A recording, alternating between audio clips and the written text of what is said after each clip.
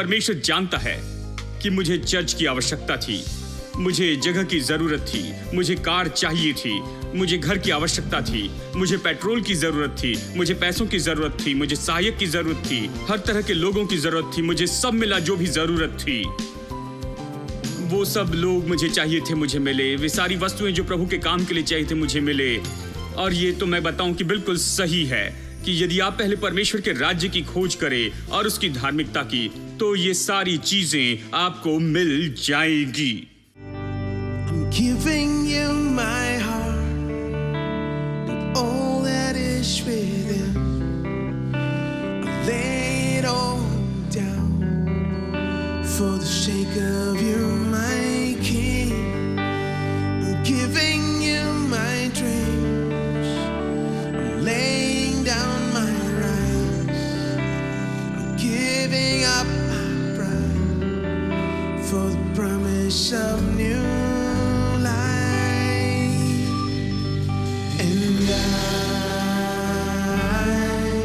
Surrender all to you, all to you, and I surrender all to you, all to you.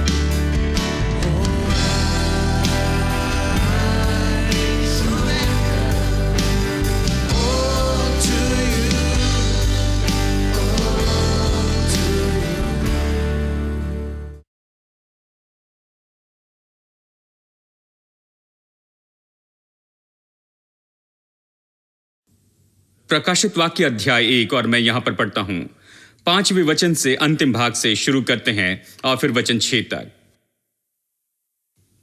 वो हमसे प्रेम रखता है और उसने अपने लहू के द्वारा हमें पापों से छुड़ाया है और हमें एक राज्य और अपने पिता परमेश्वर के लिए याजक भी बना दिया। उसी की महिमा और पराक्रम युगान युग रहे। आमीन। पिछले कुछ हफ्तों से हम अध्ययन करते आ रहे हैं कि हम कौन हैं, हमारे पास क्या है और हम क्या कर सकते हैं। ये बुनियादी रूप में नए नियम का मूल सार है। ये इस बारे में है कि छुटकारे ने हमारे लिए क्या किया है, इसने किस तरह से हमें बदला है, इसने हमें क्या दिया है और अब हम छुटकारे के परिणाम में क्या करने के लायक हो गए हैं। हम बहुत सारी बातें कह सकते हैं कि हमें क्या दिया, हम कौन हैं और ये सब कुछ। इसलिए हम इन बातों से शिक्षा देख रहे हैं छोटी श्रृंखला के रूप में। इन बातों को कई हफ्तों तक देख रहे हैं। तो अब हम देख रहे हैं पिछले कुछ हफ्तों से इस सच्चाई पर कि हम राजा हैं। वो वचन जो हमने अभी पढ़ा कहता है कि उसने न केवल हमसे प्रेम किया और अपने लहू से हमारे पापों से शुद्ध किया, परंतु हमें राजा भी बनाया। हम खास करके इन बातों पर ध्यान दे रहे हैं जो चर्च ने छोड़ दिया, बिना सिखाए छोड़ा। उदाहरण के लिए ये वचन ये सच्चाई कि उसने हमसे प्रेम किया, हमें पापों से शुद्ध किया खुद के लहू से, ये बहुत सिखाया गया हर जगह पर यह सच्चाई कि हमें राजा बनाया, ये बहुत कम सिखाया गया कहीं भी हो। इसलिए हम इस पर ध्यान दे रहे हैं जो छोड़ दिया गया क्योंकि समय के कारण। इसलिए हम राजा हैं, हम ये सिखाते आ रहे हैं। अब क्यों बाइबल हमें राजा के रूप में बताती है? हमें राजा कहने के लिए एक उद्देश्य है, क्योंकि जब हम कहते हैं या राजा शब्द कहते हैं तो तुरंत याद करते हैं राजा का वैभव, राजा का अधिकार, सामर्थ, संपत्ति, राजा का अधिकार, सामर्थ और ये सारी बातें। बाइबल हमें बताने की कोशिश करती कि छुटकारे के द्वारा हमने कुछ इस तरह से प्राप्त किया है कि हमने सामर्थ और अधिकार पाए हैं, कुछ संपत्ति और धन। हमें किसी तरह से अधिकार के लिए ऊपर उठाया गया एक राजा के रूप में, यह बताने के लिए कि छुटकारे के परिणाम स्वरूप हमारा पद अभी क्या है। बाइबल हमें राजा कहती है।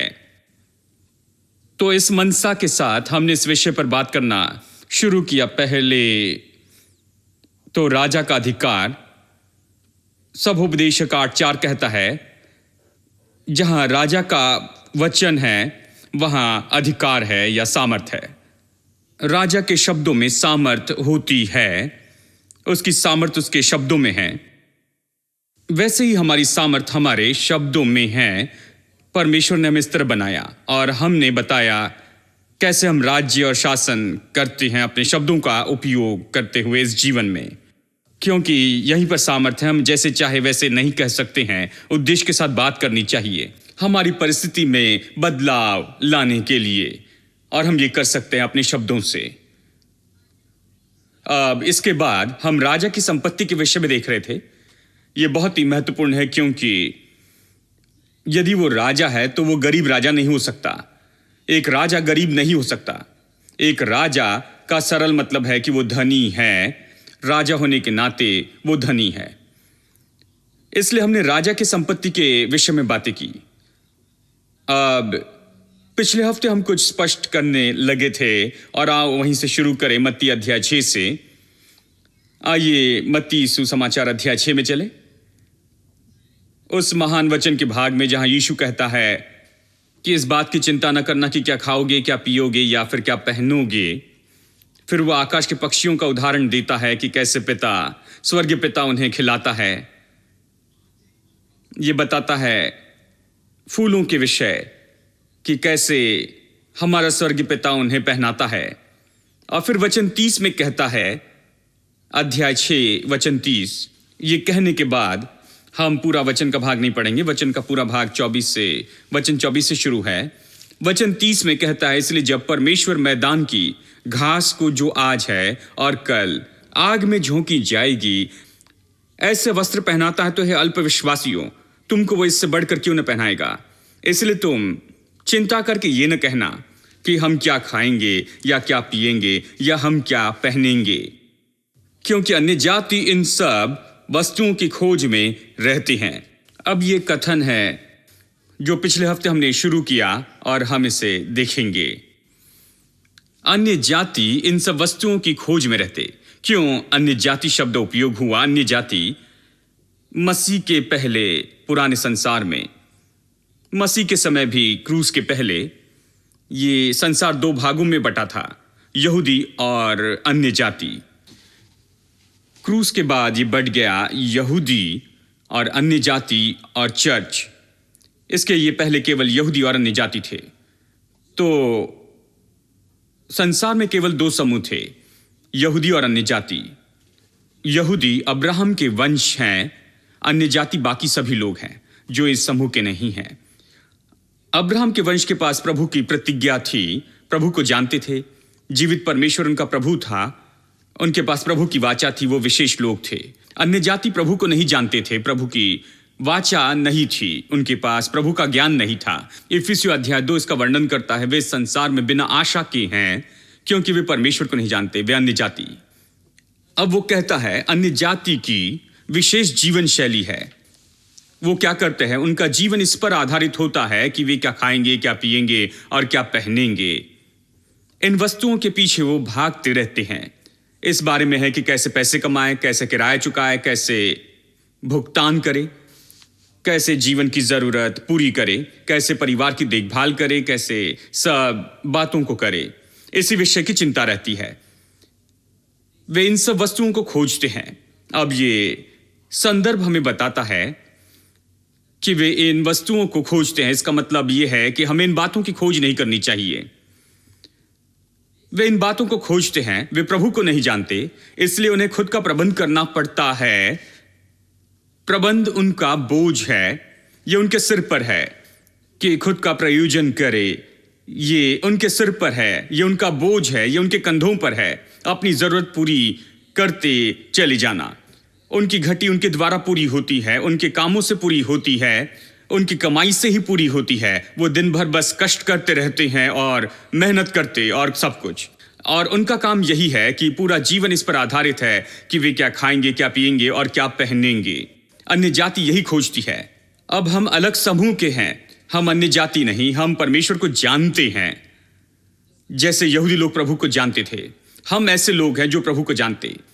हमारा संबंध यहोवा यीरे से है जो हमारा पूरा करने वाला है। हमारी नौकरी हमारा प्रयोजन नहीं करती, कंपनी प्रयोजन नहीं करती, संसार प्रयोजन नहीं करता, सरकार प्रयोजन नहीं करती, परमेश्वर हमारा प्रयोजन करता है। इसलिए हम उन वस्तुओं को नहीं खोजते हैं। यह कहता है अन्य जाति इन वस्तुओं को खोजते, और फिर वचन 32 देखे, क्योंकि अन्य जाति इन सब वस्तुओं की खोज में रहते हैं। हमारे बारे में क्या, तुम्हारा स्वर्गीय पिता जानता है कि तुम्हें इन सब वस्तुओं की आवश्यकता है। देखिए, वे स्वर्गीय पिता को नहीं जानते, तो वो उसे नहीं जानते जो जरूरत पूरी करता है, इसलिए उन्हें अपने काम की ओर ध्यान देना है, अपनी जरूरतें। परंतु आपका स्वर्गीय पिता, आपके पास स्वर्गीय पिता है, वो जानता है कि आपको इन सारी वस्तुओं की आवश्यकता है, इसलिए वो इन जरूरतों को पूरा करता है। अगर आपका बच्चा बाहर जाए और चिंता करे कि कैसे फीस भरेगा, कैसे कपड़े खरीदेगा, कैसे भोजन खरीदेगा, जानते हैं जब उसकी देखभाल करनी है, आप इस बात से चिंतित होंगे क्योंकि उसे इन बातों की चिंता नहीं करनी है। यह आपकी बात है, यह आपका बोझ है। आपको उन बातों को पूरा करना है और आप देखभाल करने के लिए तैयार हैं। आप इस विषय में सोचते हैं, इसके लिए योजना बनाते हैं, इसके लिए पैसा खर्च करते हैं, उसकी जरूरत पूरी करने के लिए तैयार है कि उसके लिए कपड़े खरीदे, उसकी फीस भरे। आप तैयार है कि जो भी करना है वो करे। तो यदि आप उसे चिंता करते देखे और इन सारी बातों को खोजते देखे, तो आप चिंता करने लगेंगे। जानते हैं, आप कहेंगे तुम क्या कर रहे हो, ये तुम्हारा काम नहीं है।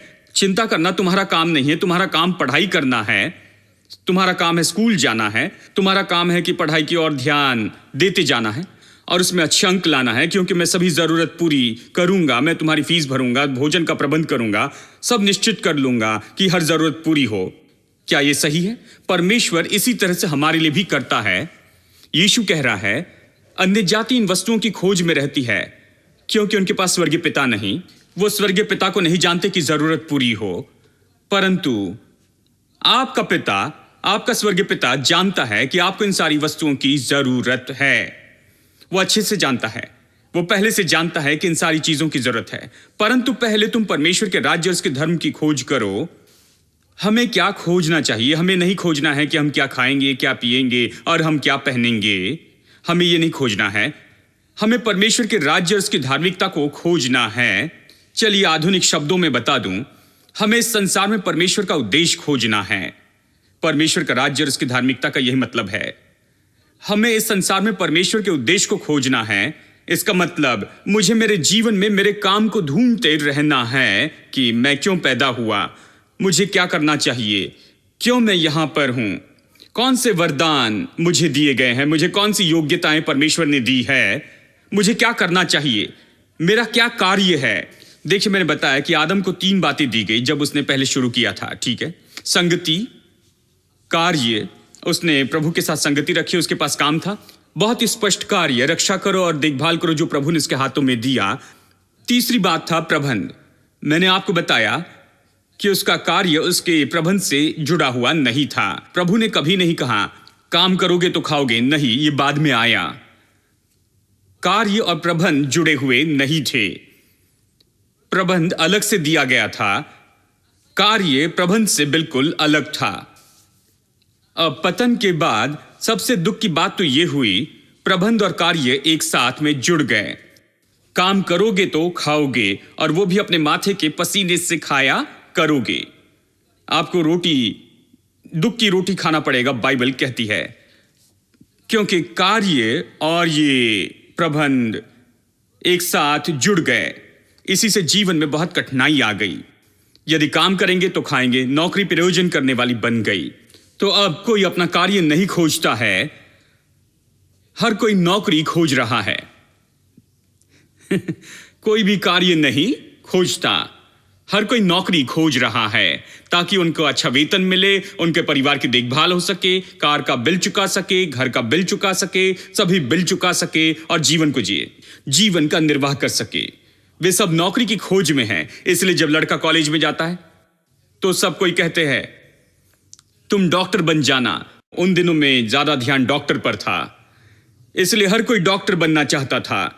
200 सीट के लिए लगभग 25,000 लोग वहां पर दरवाजे पर दस्तक देते थे MBBS की सीट के लिए, क्योंकि कोई भी इस विषय में नहीं सोच रहा था कि मैं क्यों पैदा हुआ, क्या मुझे डॉक्टर बनना चाहिए, क्या परमेश्वर ने मुझे इसी के लिए बुलाया है, क्या यह मेरा वरदान है, क्या यह मेरी योग्यता है, क्या वास्तव में यही वो बात है जिसके लिए प्रभु ने मुझे बुलाया है, क्या मुझे इसी के अनुसार करना चाहिए। वे प्रभु राज्य की खोज नहीं करते, वो कार्य को नहीं खोजते जो प्रभु ने दिया, वो केवल जीविका की खोज करते रहते हैं कि कोई अच्छी नौकरी मिल जाए जिससे अच्छा वेतन मिल जाए। अब ध्यान है इंजीनियरिंग पर, देखिए, इसलिए हर कोई इंजीनियरिंग की ओर जाना चाहता है। मुझे पता नहीं इस समय खास क्या है, लेकिन कुछ समय पहले EEE होता था, जानते हैं जो भी हो। हर कोई चाहता था। क्यों, मैंने कहा आप क्यों EEE करना चाहते हैं? उसने कहा क्योंकि हर कोई EEE करना चाहता है। मैंने कहा क्यों? क्योंकि इसी से अच्छी नौकरी मिल सकती है और इससे हमें अच्छा वेतन मिलेगा और इससे हमें शादी करने के लिए अच्छी लड़की मिलेगी। हम भारतीयों के पास अच्छा हिसाब है, देखिए। इसलिए हमें EEE करना चाहिए, या फिर जो कुछ भी हो, पसंद हो। मैं पूरी तरह से जानकारी नहीं रखता हूं, जानते हैं। ये केवल इसलिए क्योंकि हमें अच्छी नौकरी मिलेगी, अच्छा वेतन मिलेगा, वो हमें अच्छी जीविका देगा। हम बिल्कुल कार्य के बारे में नहीं सोचते हैं। कल्पना कीजिए यदि मैं इस तरह से सोचता कि मुझे EEE करना है तो मुझे 000 मिलते जीवन में। मैं EEE करने के लिए नहीं बना हूं। मैं MBA करने के लिए नहीं बना हूं। मैं इन बातों को करने के लिए नहीं बना हूं। मुझे यीशु मसीह का सुसमाचार सुनाने के लिए बुलाया गया है। यह मेरे जीवन का कार्य है, मेरे जीवन में यह कार्य है। परंतु यदि आप कहें कि आपको यीशु का सुसमाचार प्रचार करने के लिए बुलाया गया, मुझे याद है मेरे शादी के पहले, जानते हैं, यहां पर हम झोपड़ी बना रहे थे और झोपड़ी खड़ी करने की कोशिश कर रहे थे। झोपड़ी बन रही थी और मेरे विवाह की बात कर रहे थे। तो एक भाई ने पूछा आपको कितना वेतन मिलता है, और मैं यहां झोपड़ी बनाने की कोशिश कर रहा था और मैं नहीं जानता था कि झोपड़ी बनाने के लिए पैसा कहां से आएगा। और ये भाई जानना चाहते थे कि मैं कितना वेतन कमाता ताकि शादी के लिए लड़की ढूंढ सके। मैंने उनकी ओर ऐसे देखा और कहा वेतन, मुझे अब तक वेतन नहीं मिला है। मैंने अब तक शुरू भी नहीं किया ब्रदर। मैं नहीं जानता वेतन क्या होता है, मैं नहीं जानता कि यह क्या है, परंतु परमेश्वर के कार्य को खोज रहा हूं मेरे जीवन के लिए। मेरे जीवन के लिए परमेश्वर की इच्छा खोज रहा हूं, परमेश्वर के उद्देश्य के लिए मैं जी रहा हूं। मैं चाहता हूं कि परमेश्वर की इच्छा मेरे जीवन में पूरी हो। मैं उस दिशा में जा रहा हूं। मैं नहीं जानता ये मुझे कहां ले जाएगा, नहीं जानता ये क्या करेगा, परंतु बाइबल कहती पहले तुम परमेश्वर के राज्य और उसकी धार्मिकता की खोज करो और ये सारी बातें तुम्हें दे दी जाएगी। और मैं आपको बताऊं, 25 साल पहले मेरे हृदय में मैंने इस पर विश्वास किया। मैंने शर्म महसूस की जब किसी ने मुझसे वेतन पूछा। इन दिनों में मेरा कोई वेतन नहीं पूछता। क्या यह अजीब नहीं? मैं सोचता हूं मेरी ओर देखकर जान जाते हैं। कोई मुझसे वेतन नहीं पूछता। देखिए, यह संसार कठोर संसार है। उन दिनों में मैं झोपड़ी बना रहा था और वो भाई मुझसे पूछ रहे थे मेरा वेतन क्या है। मैंने कहा कोई वेतन नहीं, कोई वेतन नहीं, यहाँ कोई लोग नहीं है, यहाँ पर कोई नहीं है तो वेतन कहाँ? हमारे पास चर्च होना चाहिए, लोग होने चाहिए ताकि वेतन मिल सके। मेरे पास कुछ नहीं था, केवल झोपड़ी बना रहा था कब्रिस्तान में। और आप पूछ रहे वेतन क्या है? मेरे पास मैंने कहा मुझे पता नहीं मुझे वेतन मिलेगी भी या नहीं, भूल जाइए। जानते हैं, परंतु बात यह है, मैंने 25 वर्ष पहले विश्वास किया कि यदि मैं परमेश्वर के राज्य और उसकी धार्मिकता को पहले खोजूं तो ये सब वस्तुएं मुझे मिल जाएगी। मैं नहीं जानता था कि कैसे बताऊं, जैसे आज मैं अच्छे से बता सकता हूं। मैं नहीं जानता था कैसे इसे आगे बढ़ाऊं, मैं नहीं जानता था कैसे लोगों को बताऊं। मैं इसके बारे में पूरा आश्वस्त नहीं था, सच बता रहा हूं। मैं इसके बारे में साहस से ही नहीं था जैसे आज मैं हूं। इसके बारे में बड़े साहस से बता सकता हूं, हाँ इस तरह से ये है, ये काम करेगा, क्योंकि मैंने सुना था, मैंने इसे हजारों बार जीवन में सुना और इसलिए बड़े साहस से कहता हूं। परंतु उन दिनों में केवल शुरू किया था और मैं डरा था और इसलिए मैं ज्यादा नहीं बोलता था, दावा नहीं करता था और ज्यादा समय केवल चुप रहता था।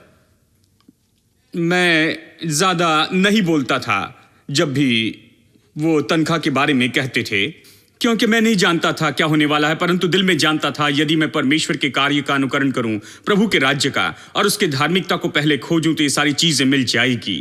ये सच है कि परमेश्वर जानता है कि मुझे चर्च की आवश्यकता थी, मुझे जगह की जरूरत थी, मुझे कार चाहिए थी, मुझे घर की आवश्यकता थी, मुझे पेट्रोल की जरूरत थी, मुझे पैसों की जरूरत थी, मुझे सहायक की जरूरत थी, हर तरह के लोगों की जरूरत थी, मुझे सब मिला जो भी जरूरत थी। वो सब लोग मुझे चाहिए थे, मुझे मिले। वे सारी वस्तुएं जो प्रभु के काम के लिए चाहिए थे मुझे मिले। और ये तो मैं बताऊं कि बिल्कुल सही है कि यदि आप पहले परमेश्वर के राज्य की खोज करें और उसकी धार्मिकता की तो ये सारी चीजें आपको मिल जाएगी। परंतु संसार अलग है, वो इस पर विश्वास नहीं करेंगे। मुझे याद है घर के कर्जे के लिए गया और जानते हैं, आपको पता नहीं कि पास्टर के लिए हाउस लोन लेना इन दिनों में कितना मुश्किल हो जाता है। इसलिए एक व्यक्ति मेरे घर में आए और कहा, ठीक है सर आपका व्यवसाय क्या है? मैंने कहा पास्टर हूं। वो आराम से कुर्सी पर बैठ गए और उन्होंने कहा, पास्टर मैं नहीं जानता इस विषय में क्या करूं।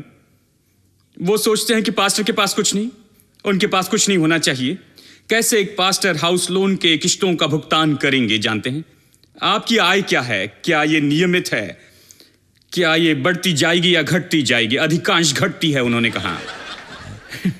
मैं नहीं जानता था किसने बताया, परंतु वे पास्टर से डरते थे। कहा, सर मैं आपको बता नहीं सकता, जानते हैं मैं वादा नहीं कर सकता क्योंकि हमने कभी पास्टर को कुछ नहीं दिया।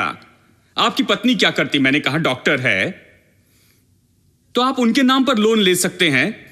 मैंने कहा परंतु वो कोई काम नहीं करती है, वो पास्टर की असिस्टेंट है। तो वो डॉक्टर को लोन देने के लिए बिल्कुल तैयार है। देखिए, वो बहुत आदर करते हैं डॉक्टर का। तुरंत आपको लोन दिलवाएंगे। कौन सा लोन चाहिए? पर्सनल लोन, इक्विपमेंट लोन, जो भी लोन चाहिए हम आपको देंगे। मुझे कोई लोन नहीं चाहिए, मुझे एक हाउस लोन चाहिए। आपकी पत्नी क्या करती है? क्या प्रैक्टिस करती है? कोई प्रैक्टिस नहीं। वो कुछ कमा रही है? कोई कमाई नहीं है। तो आप एक पास्टर है, आपको लोन चाहिए। हम कैसे दे सकते हैं? हमारी संस्था ने कभी लोन नहीं दिया। मैंने कहा परमेश्वर आपको देने लगाएगा, क्योंकि परमेश्वर चाहता है कि मैं वो घर ले लूं। जब मैंने उसे 15 साल के लिए लिया और 9 साल में पूरा चुका दिया तो मेरी ओर देखने लगे। पास्टर मैंने कहा यह अलग पास्टर है। अब आपने सीखा कि पास्टर क्या होता है। फिर मैंने बहुत से लोगों की सिफारिश की, उन्होंने लोन दिया।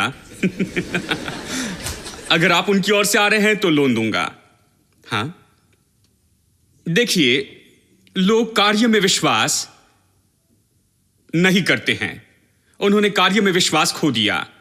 उनका विश्वास नौकरी में है, उनका विश्वास व्यवसाय में है, उनका विश्वास इसमें और उसमें है। वो कार्य में विश्वास नहीं करते।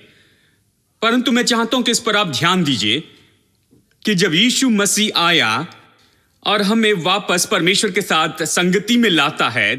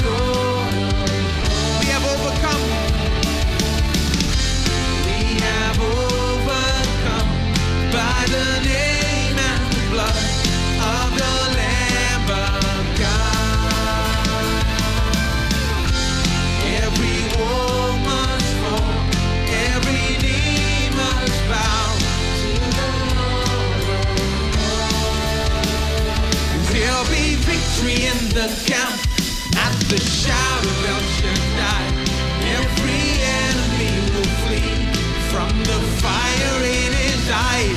Every captive will be free in this year of Jubilee. When we hear the shout of El Shaddai, say one more time.